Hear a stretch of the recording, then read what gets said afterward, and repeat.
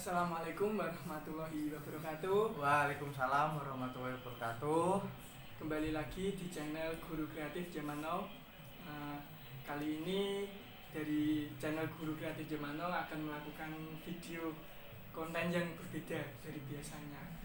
Untuk yang video-video sebelumnya, biasanya sebagai pemilik akun Mas Lana yang melakukan video, kali ini agak berbeda, yaitu saya sebagai moderator atau pembawa acara di channel YouTube Guru Kreatif Zaman Now untuk sementara kali ini ya.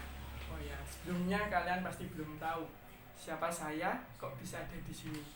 Baik, perkenalkan dulu ya. Nama saya Bayu Adipriawan sebagai pembawa acara di channel YouTube ini sementara. Dari kemarin itu sudah ada komunitas ya Mas Lana ya. Di akun YouTube saya ada komunitas untuk teman-teman mengajukan pertanyaan untuk yang di podcast pertama saya. Ini bisa dilihat ya, untuk pertanyaannya ada di sini. Ya. Ini ada pertanyaannya, gitu ya. Saya bisa langsung mulai dari pertanyaannya di sana ya. Boleh. Boleh. Langsung saja ke pertanyaan teman-teman yang sudah ditulis di komunitas di channel YouTube saya. Baik Mas Lana, ini untuk pertanyaan yang pertama. Untuk pertanyaan yang pertama ini dari Bina Muda Walahan. Untuk pertanyaan sendiri yaitu apa suka duka jadi petani Mas Lana? Oke, di sini saya akan menjawab. Yang pertama, dari mana Mas itu? Dari Bina Muda Walahan Mas Lana. Dari Bina Muda Walahan.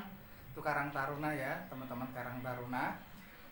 Suka duka menjadi seorang petani. Yang pertama di sini saya akan menjawab dukanya terlebih dahulu. Ya. Yang pertama, duka menjadi petani.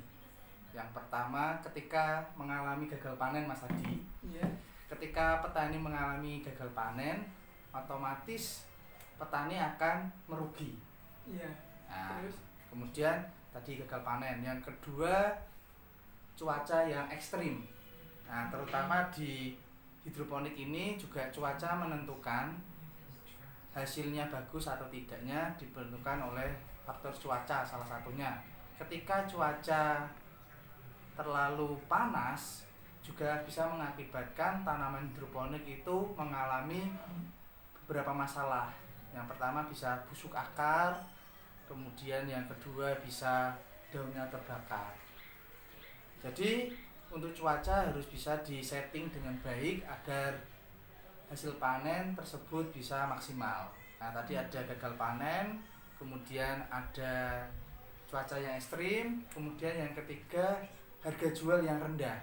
Kadang di petani kita, contoh misalnya itu petani bawang, kemudian petani lombok, di situ harga jualnya itu mengalami naik turun. Kadang pada bulan A bawang mengalami kenaikan yang cukup drastis, tetapi pada bulan selanjutnya bisa mengalami penurunan harga. Jadi di situ juga menjadi duka petani ketika harga jual itu turun. Nah, kemudian yang kedua itu sukanya menjadi seorang petani. Yang pertama tentunya menjadi pahlawan.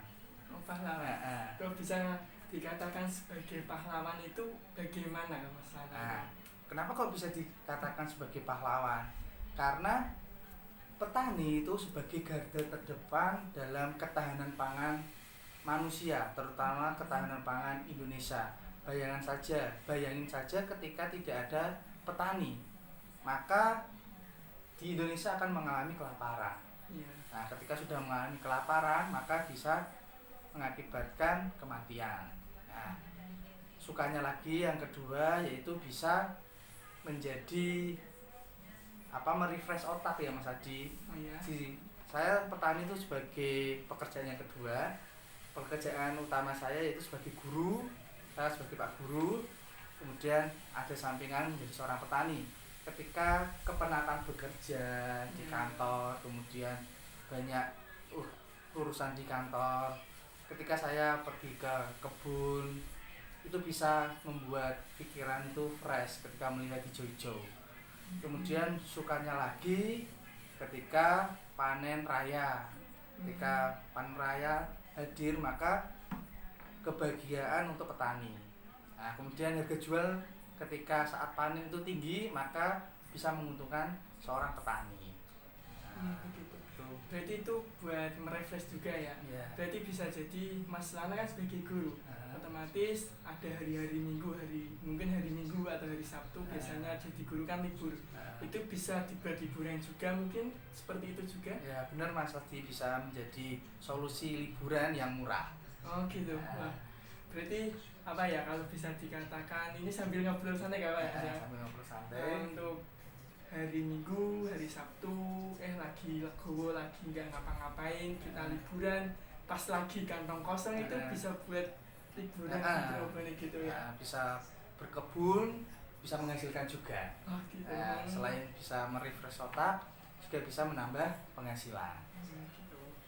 Oh, itu jawaban dari Bina Muda Olahan teman-teman. Untuk selanjutnya ini ada pertanyaan lagi yang kedua ya Mas. Tadi yang pertama, ini yang kedua dari Sotel TV. Apakah itu pertanyaannya? Untuk pertanyaan sendiri yaitu harga jual sayur itu bagaimana Mas? Untuk up and down apa stabil? Untuk up and down-nya ya, untuk harga sayur hidroponik sendiri saat ini tidak pernah mengalami penurunan harga yang selama ini saya menjadi seorang petani hidroponik. Yeah. Saya di sini fokus di tanaman selada Mas Adi. Oh ya. Nah, untuk harga jualnya sendiri di daerah Jepara sini, Jepara, Demak, Kudus, Pati itu relatif stabil, bahkan bisa naik. Karena 1 kilo selada untuk saya jual di kebab itu 25.000. Nah, dalam 1 kilo itu rata-rata 7 tanaman, 7 sampai 10 tanaman. Seperti itu. Berarti di sayur hidroponiknya Mas Ana juga distorkan di kebab juga berarti? Ya, di kebab, kemudian ada di beberapa supermarket yang ada di Jawa Tengah. Di Jawa Tengah, oh gitu. Nah itu bisa buat solusi teman-teman yang punya sayur hidroponik, bisa disalurkan atau dijual di kebab ya, sana gitu. Terus ini ada pertanyaan lagi, yang ketiga dari Mambaul Ulum. Untuk pertanyaannya, bagaimana peran pemuda saat ini dalam pertanian Indonesia Bang? Wah, kali ini agak bang ya, jadi bang itu lebih ke gimana lah pokoknya. Bagaimana peran pemuda dalam pertanian di Indonesia? Kita lihat sendiri saja lah, kita di lingkungan teman-teman, pemuda saat ini sudah mengambil peran banyak atau belum dalam pertanian di Indonesia.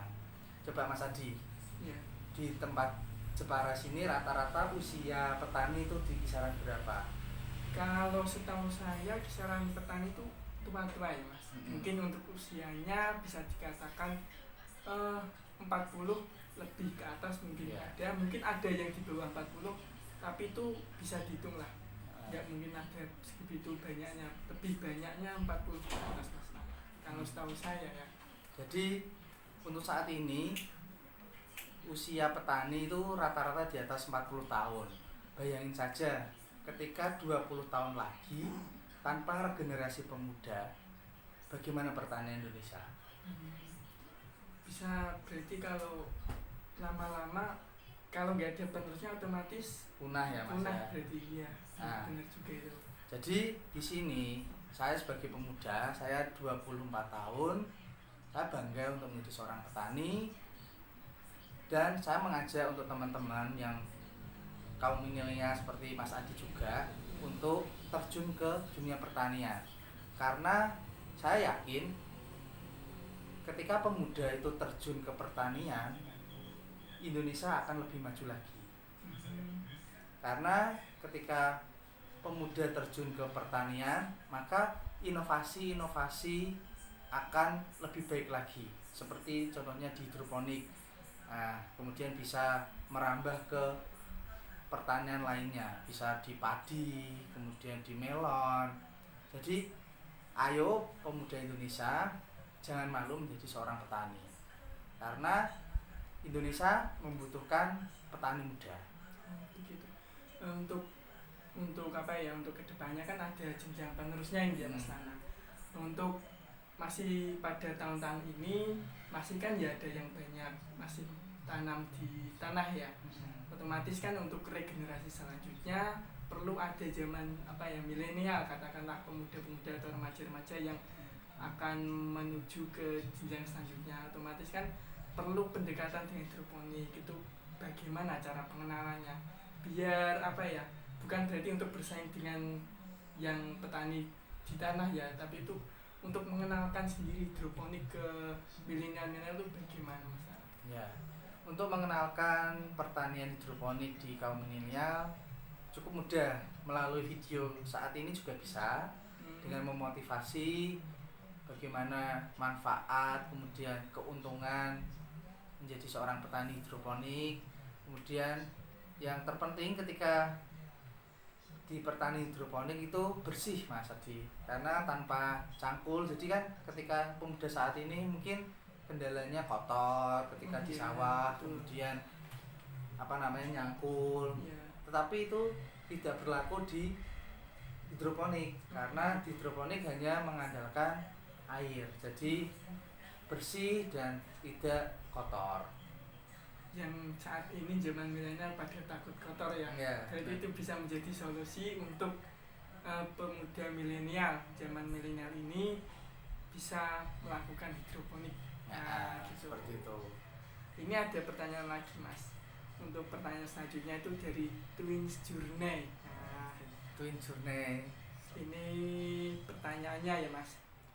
Cara mengatasi sayur hidroponik di musim kemarau panjang itu bagaimana Mas? Oke.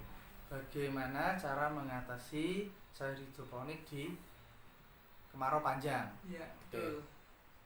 Yang pertama, untuk sayur hidroponik ketika kemarau panjang otomatis apa namanya terlalu panas ya, karena sayur hidroponik juga tidak kuat ketika berada di suhu yang terlalu panas. Nah, jadi nanti bisa dibantu dengan, kalau saat ini saya itu biasanya ada blowernya di dalam greenhouse-nya atau kipas angin. Kemudian selain itu juga kita bisa memanfaatkan, bisa menyeting lingkungan tersebut agar tidak terlalu panas.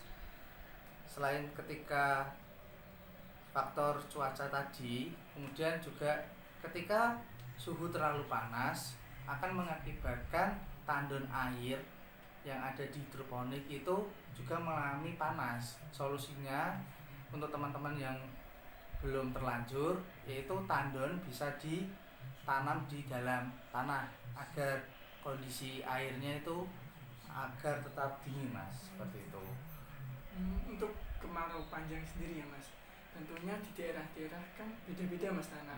Ada yang kemaraunya ini gimana ya Mas, kayak udaranya mungkin, ada yang panas panjang udaranya kotor karena debu, ada yang kemarau panjang udaranya bersih, ada yang waktu di kemarau panjang di luar ada angin ya Mas, tapi di dalam rumah kadang ada sumpek gitu. Otomatis kan cuaca-cuaca itu kan berbeda-beda Mas Nana. Otomatis bagaimana sih cara penangannya, apakah sama disamaratakan apa berbeda-beda Mas Nana? Ya, ketika cuaca panas kemarau itu banyak debunya, otomatis bisa mempengaruhi hasil tanam namanya Mas Haji, karena ketika debu itu berterbangan di tanaman juga mempengaruhi proses pertumbuhan. Nah, solusinya bisa dipasang insect net atau dipasang jaring agar meminimalisir kotoran yang masuk ke dalam tanaman. Oh gitu.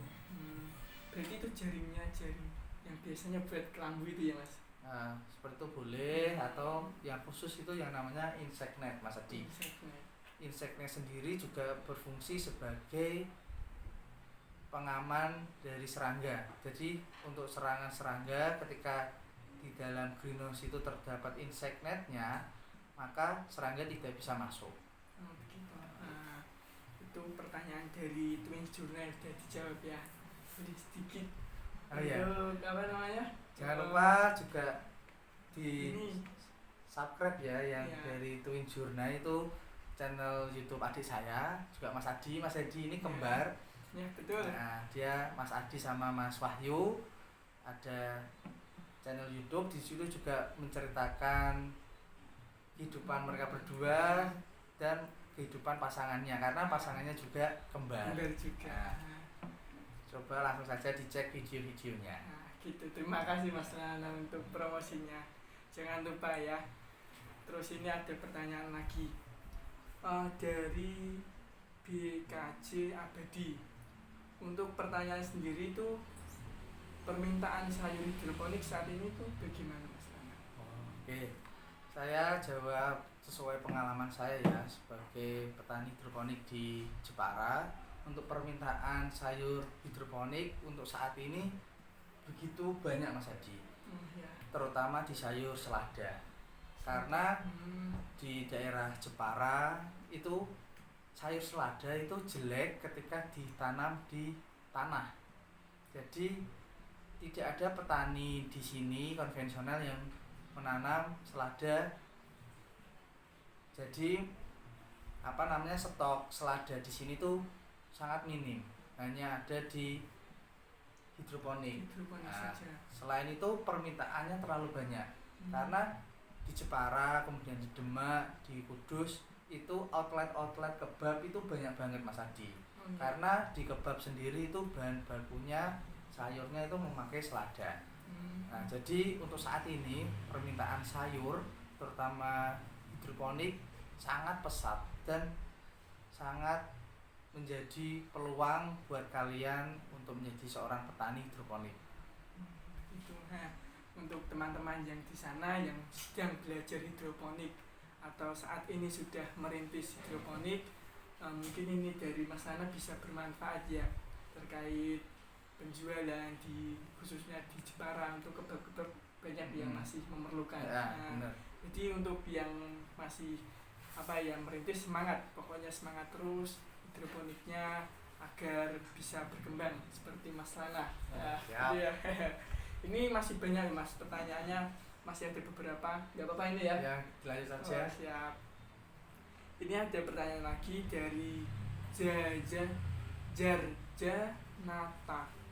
Untuk pertanyaannya, cara mengemas produk yang bagus, menarik untuk peminat pembelinya itu bagaimana? Untuk packaging sendiri ya, untuk di sayur hidroponik ketika saya supply ke supermarket, yang pertama saya kemas menggunakan plastik. Kemudian selain itu juga saya beri isolatif fresh. Nah, jadi isolatif fresh tersebut Mas Adi bisa menambah daya tarik yang pertama, kemudian juga menambah harga jual. Nah, di video sebelumnya juga saya sudah menjelaskan dan mempraktekkan bagaimana cara mengemas sayur hidroponik. Bisa melihat video sebelumnya di channel ini. Oh, dari tadi kan Mas Nana bilang supermarket ya. Berarti Mas Nana saat ini sudah stok di supermarket? Nah, sudah, alhamdulillah saya sudah di supermarket di Jepara ada, kemudian di Kudus sama di Pati. Nah, seperti itu. Kemudian untuk yang di Jepara itu komunitas hidroponik Jepara yang mengelola, kemudian di Kudus itu dari kebun kami dan di Pati juga dari kebun kami. Berarti udah berapa lama Mas Lana untuk stok di supermarket? Apakah udah lama? Apa baru-baru ini? Biar bisa buat pengalaman Mas Lana buat teman-teman. Iya. Untuk di supermarket sendiri sudah hampir 1 tahun lebih ya. Saya sudah mensuplai di beberapa supermarket. Untuk videonya ada juga bagaimana cara memasarkan atau mempromosikan sayur di supermarket. Teman-teman bisa melihat di video sebelumnya itu ada bagaimana cara sih agar bisa masuk kerjasama pihak supermarket dengan petani untuk menjual hasil panenannya. Berarti Mas Nana sudah ada videonya ya? Ada. Jangan lupa ditonton biar kalian tahu. Yang masih penasaran tonton saja. Gitu ya Mas. Ini ada beberapa lagi pertanyaan selanjutnya dari jam juri. Wah, ini pertanyaannya agak panjang ini Ya, Mas. siap. Bagaimana caranya agar harga sayuran hidroponik di pasar tradisional laku tinggi dan bisa bersaing dengan sayuran konvensional, Mas? Nah, bagaimana itu, Mas? Oke, di sini saya juga dari menurut pandangan saya ya, bagaimana sayur hidroponik itu bersaing dengan sayur konvensional. Yang pertama, kita edukasi ke masyarakat apa sih itu sayur hidroponik. Nah, kemudian sayur hidroponik itu mempunyai kualitasnya seperti apa. Nah, kita kasih tahu ke masyarakat karena sayur hidroponik itu sendiri mempunyai beberapa keunggulan. Yang pertama, daya tahan awetnya itu tinggi Mas Haji. Kemudian yang kedua, fresh, kemudian bersih, tidak kotor. Jadi ketika kita bisa mengedukasi ke masyarakat, kita bisa bersaing dengan sayur konvensional. Bahkan bisa melebihi pasaran dari sayuran konvensional karena ada beberapa keunggulan tadi. Karena kita tahu sendiri ketika sayur konvensional yang ditanam di tanah itu untuk kesegarannya itu tidak bisa bertahan lama. Nah, tetapi kadang juga di pasar tradisional untuk harga jualnya kita bisa menyesuaikan di harga konvensional.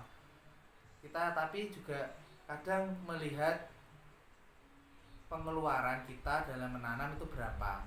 Kemudian kita hitung kosnya itu berapa, dan ketika di sayur hidroponik dijual dengan harga sayur konvensional, ketika itu masih untung ya nggak apa-apa dilanjutkan. Tetapi ketika kosnya itu kurang dibanding dari harga jualnya yang terlalu rendah, maka saya sarankan untuk tidak dijual di pasar tradisional karena nanti akan merugi. Nah, seperti itu. Karena di pasar konvensional, di pasar tradisional itu sayur relatif harganya murah Mas Adi. Nah, bedanya sayur konvensional sama hidroponik itu perbandingan harga yang cukup tinggi.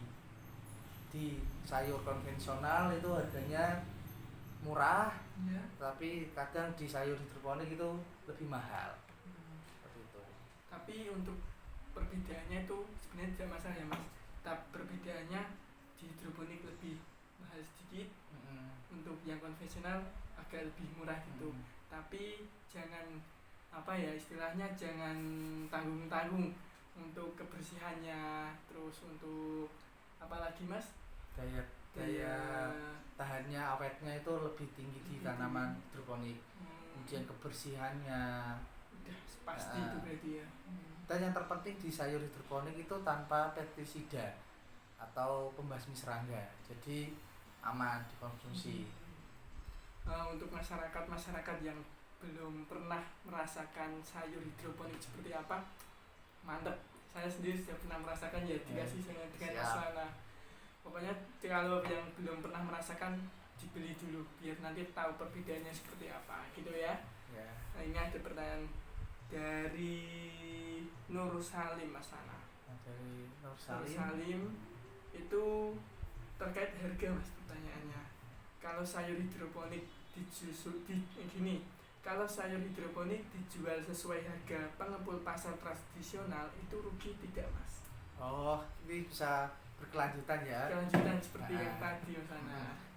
Ketika sayur hidroponik dijual ke pengepul sesuai harga pasar tradisional. Nah, yang pertama kita hitung dulu kosnya. Ketika kita menanam, kebutuhan modalnya itu berapa, kita hitung. Kemudian kita jumlahkan dengan hasil panennya, kita berapa. Ketika harga di pengepul itu masih untung, maka kita lepas saja nggak apa-apa. Tetapi ketika di harga pengepul itu lebih rendah, maka kita harus bisa mencari pasar lain.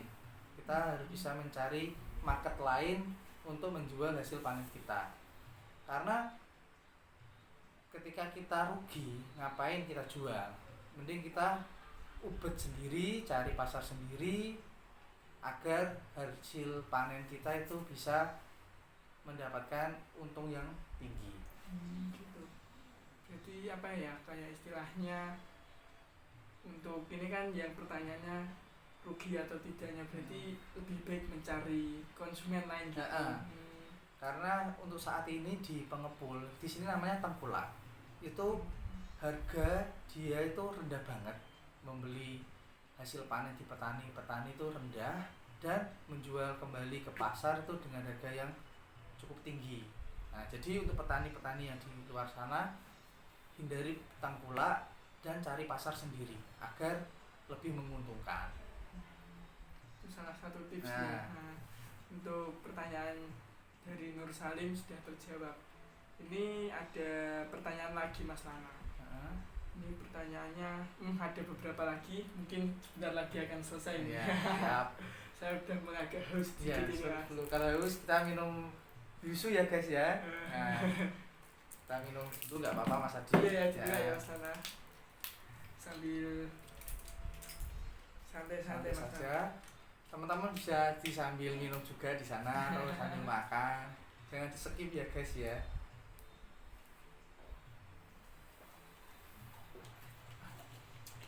Seger ya. Nah, gini kan kalau ngomong tadi itu agak seret-seret Mas Lana. Siap. Saya mau minum tapi tuh gak enak. Saya harus minum duluan kan. Santai saja Mas Lana dulu. Gitu. Nah, teman-teman yang di sana lagi nonton sudah minum belum? Sudah minum pastinya ya. Ini untuk pertanyaan selanjutnya Mas Lana. Dari siapa Mas Adi? Ini dari Opal Purnama. Mas Opal. Untuk bisa dikatakan skala produksi minimal baru berapa titik tanam Mas? Terus bagaimana cara memanajemen waktu supaya bisa panen secara berskala? Terima kasih. Nah, itu pertanyaannya dari Mas Opal.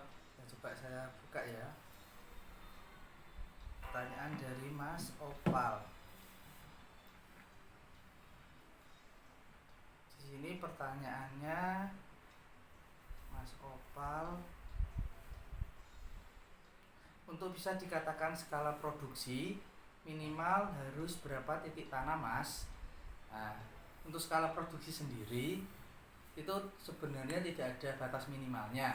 Ketika kita sudah mempunyai pasar dan berkelanjutan terus menerus, itu juga bisa dikatakan sudah skala produksi. Kemudian bagaimana cara memanajemen waktu supaya panen berkala? Untuk di kebun kami sendiri itu ada 3 sistem modul ya. Ada sistem remaja, sebelumnya ada sistem semai dulu. Ada sistem semai, ada sistem remaja, dan ada sistem panen. Maka untuk panen berkelanjutan itu akan lebih mudah. Ketika sudah mau panen, jadi kita siapkan di remajanya. Jadi nanti remaja langsung mengisi di modul panennya. Jadi nanti panennya bisa berkelanjutan seperti itu. Kita juga bisa menganalisis pasar juga. Kebutuhan pasar itu dalam 1 minggu itu berapa kilo, dan kita harus menanam berapa titik. Kita harus bisa menganalisa seperti itu. Itu untuk pertanyaan dari Mas Opal Purnama. Itu. Masih ada beberapa pertanyaan atau sudah habis Mas Adi? Ini masih ada, sebenarnya dari pertanyaannya ada tinggal 1. Tapi setelah ini saya akan mengajukan pertanyaan. Boleh ya Mas Ana ya? Boleh, monggo. Itu untuk yang terakhir. Biar saya kayak ada penutupnya gitu loh Mas, diri saya sendiri. Masa saya yang ngomong gak ada pertanyaannya gitu ya? Jadi untuk pertanyaan yang terakhir dari Nugroho Aswin. Cara menganalisis kebutuhan pasar. Hampir pertanyaan yang sebelumnya ya Mas ya. Dari Mas Opal hampir mirip ya. Iya. Saya akan menjawab bagaimana cara menganalisa kebutuhan pasar. Yang pertama, kita cari tahu kebutuhan pasar dalam 1 minggu itu butuh berapa kilo sayur. Ketika kita sudah tahu, misal ya Mas, dalam 1 minggu kebutuhan pasar itu butuh minimal misal 20 kilo sayur, maka dalam 1 bulan butuh berapa Mas Haji? 2 kali 4 2 kali 4 berarti 80 kilo. Jadi ketika kita pasar kita dalam 1 bulan itu 80 kilo, maka jumlah titik tanam minimal itu kita harus punya, karena dalam 1 kilo itu kita isi 10 aja, berarti 80 kilo, berarti kita butuh sekitar 800 titik tanam. Begitu juga kelipatannya, seperti itu. Kita analisis pasar, kemudian kita juga analisis kebun kita. Kebun kita cukup enggak untuk memenuhi kebutuhan pasar tersebut. Nah, ketika kebun kita sudah dapat memenuhi, kemudian target penjualan juga terpenuhi, maka siklus panennya, siklus jualnya itu akan lebih baik dan pemasukan akan lebih tinggi juga Mas Haji. Itu dari pertanyaan Nugroho Aswin sudah terjawab oleh Mas Lana. Nah, ini yang terakhir Mas. Sebelum ke pertanyaan saya, boleh ngobrol-ngobrol sedikit ya Mas? Boleh. Untuk terkait hidroponik, khususnya di Jawa Tengah sendiri ya. Kebetulan kita kan tinggal di Jawa Tengah. Apakah di Jawa Tengah sendiri ini udah hampir semuanya mengenal hidroponik atau belum Mas? Nah, untuk saat ini hidroponik cukup menjadi trend center ya, tapi untuk di masyarakat Jawa Tengah itu beberapa masyarakat itu belum tahu Mas Haji. Gitu. Hidroponik itu apa? Karena masyarakat awam itu belum tahu bahwa tanaman itu bisa ditanam di air. Mereka pandangannya atau mindsetnya itu nanam ya di tanah, nandur yang lemah. Ternyata karena adanya inovasi teknologi, kemudian perkembangan teknologi, itu bisa tanaman ditanam di air. Jadi tugas kita sebagai petani hidroponik itu mengedukasi ke masyarakat luas, terutama di Jawa Tengah, tentang budidaya hidroponik. Kalau Mas Nana sendiri sudah melakukan edukasi? Ya, untuk edukasi sendiri saya yang pertama yang paling dekat dulu, karena saya guru, saya edukasi ke siswa-siswa saya. Selain itu juga saya beberapa kali menjadi pemateri di kampus-kampus, kemudian di instansi-instansi pemerintahan, bagaimana sih cara menanam hidroponik. Nah, di situ saya memberitahu, kita belajar bareng hidroponik itu apa dan memperkenalkan hidroponik ke masyarakat. Jadi dengan tidak secara langsung kita bisa mengenalkan hidroponik ke masyarakat luas. Nah, tujuannya agar masyarakat tahu dan bisa mengikuti menjadi seorang petani. Nah, karena ketika kita bertani hidroponik tadi banyak manfaatnya ya. Salah satunya tidak memakan tempat, kemudian waktunya tidak memakan waktu yang panjang, kemudian bersih, tidak kotor dan tidak capek. Berarti kalau saya punya rumah, di depan rumah tanah kosong, berarti bisa bisa ditempati. Yang penting tadi ya, kita faktor lingkungan juga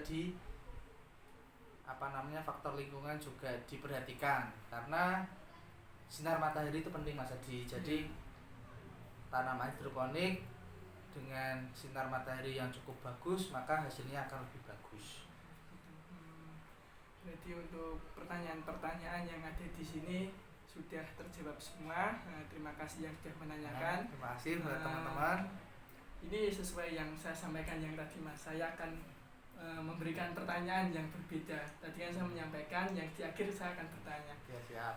Untuk pertanyaannya itu gini Mas. Bagaimana peluang di bidang bisnis? Gini Mas, bagaimana peluang bisnis di bidang hortikultura? Peluang bisnis di bidang hortikultura saat ini peluangnya sangat bagus banget, karena pangan itu adalah kebutuhan pokok. Iya. Nah, kebutuhan pokok otomatis masyarakat luas itu butuh. Jadi untuk di bisnis hortikultura saat ini itu peluangnya sangat terbuka lebar. Karena kebutuhan manusia itu makan. Jadi ketika kita menjadi seorang petani, khususnya di hortikultura, di sayur-sayuran, itu peluang sangat bagus karena kita bisa mensuplai kebutuhan pokok yang ada di Indonesia. Ketika kebutuhan pokok tidak terpenuhi, maka saat ini kan biasanya impor ya Mas Adi ya. Kayak padi, kemudian bawang, beberapa impor di negara-negara luar. Nah, jadi ketika kita bisa menguasai pasar Indonesia sendiri, itu kita bisa mendapatkan keuntungan yang cukup banyak karena Indonesia ini luas, tetapi untuk hortikulturanya itu tidak terlalu banyak. Jadi masih peluangnya tuh terbuka lebar. Jadi ayo teman-teman jangan malu untuk menjadi petani karena saat ini petani sangat menjanjikan. Gitu ya. Iya Mas Haji. Terima kasih Mas Nanang untuk pertanyaan dari saya ya. Pertanyaan terakhir khususnya baik ini tadi pertanyaan-pertanyaan dari teman-teman sudah terjawab semua dan begitu juga pertanyaan dari saya. Terima kasih Mas Nanang untuk tadi jawabannya ya Mas Nanang. Semoga bermanfaat sama teman-teman. Jika ada salah kata, kami berdua juga minta maaf. Kembali lagi untuk bisa dipromosikan channelnya Mas Nanang. Jangan lupa subscribe di akun kami di Guru Kreatif Zaman Now. Juga subscribe di mana Mas Adi? Twin Journey. Nah, untuk mengikuti kegiatan-kegiatan Mas Adi dan Mas Wahyu ya dalam kehidupan sehari-harinya. Juga ada tips dan trik sepak takraw. Ada tentunya. Mas Adi ini atlet provinsi ya, sepak takraw ya. Nasional ya, sudah nasional di timnas takraw Indonesia. Jadi buat kalian yang mau belajar takraw bisa ke channelnya Mas Adi. Iya, gitu ya. Ini boleh saya tutup dulu ya Mas Nanang. Sekian, terima kasih dari kami berdua. Bila mana ada kalimat yang salah, kami mohon maaf. Wassalamualaikum warahmatullahi wabarakatuh. Waalaikumsalam warahmatullahi wabarakatuh. Dadah.